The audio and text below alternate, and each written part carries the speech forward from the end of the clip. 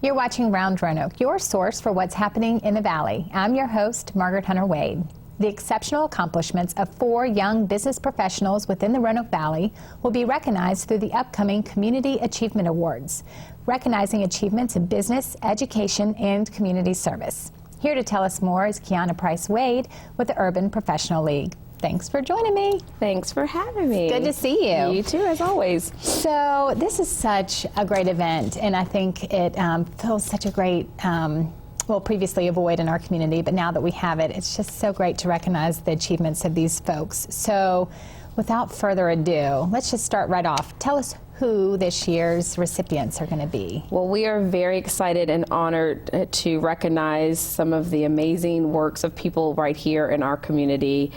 We have 3 main categories of education, business, and community service. And this year receiving the Lucy Addison Education Award is Sharnika Elliott. Okay.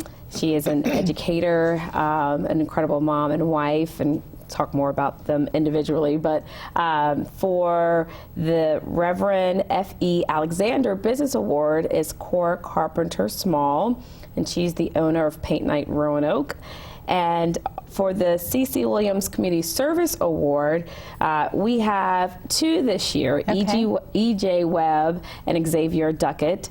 And then and it's just so hard. We couldn't decide and just have one. And then we also have the Dr. Beth Brown Award as well, and that's looking for those that it's just Citizen of the Year Award. Okay. And that is this year is Antonio Hash. Excellent. All great names. So for folks who don't know, let's talk about how these individuals were selected and then why they were selected, because I think there's some good stories there.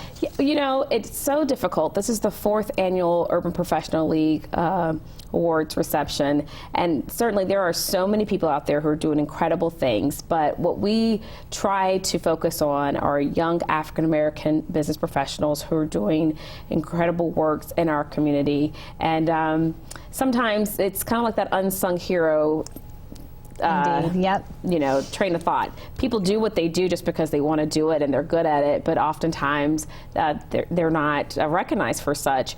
So our board, we sent out emails to our membership of the Urban Professional League. We requested nominations, and then based on those nominations, we had the hard work of deciding, okay, who's deserving. And trust me, it's not an easy decision. You know, It's a lot of people get a lot of pressure for these big time awards for coming down to who gets the honor, but you know, that's why we do it every year, so that we can certainly pinpoint those that are deserving for their works in the 2015. Yeah, and these folks just do such great work, like you said, not only in their immediate fields, but the impact that they're having on the community, which, you know, wraps it all up into this great Community Achievement Award. So this is an actual event where these honors will be bestowed upon these folks, and the public's invited to attend. Absolutely. And celebrate with them. Please, yes. Tell us more. We encourage people to come out to not only to support these young people and all that they do for our community, but to also just come out and fellowship in honor of Black History Month. It's February 11th. It's a Thursday night. Fingers crossed, no snow. We did have that issue last year. But it's a Thursday night. It takes place at Fitzpatrick Hall at the Jefferson Center. We have great food. There's music, there are spirits involved. Tickets are $15 in advance and $20 at the door.